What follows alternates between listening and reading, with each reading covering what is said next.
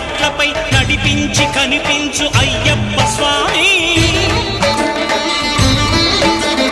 మకర సంక్రాంతి సజ్జోతివై అరుదించి మహిమలను చూపించు మణికంఠ స్వామి.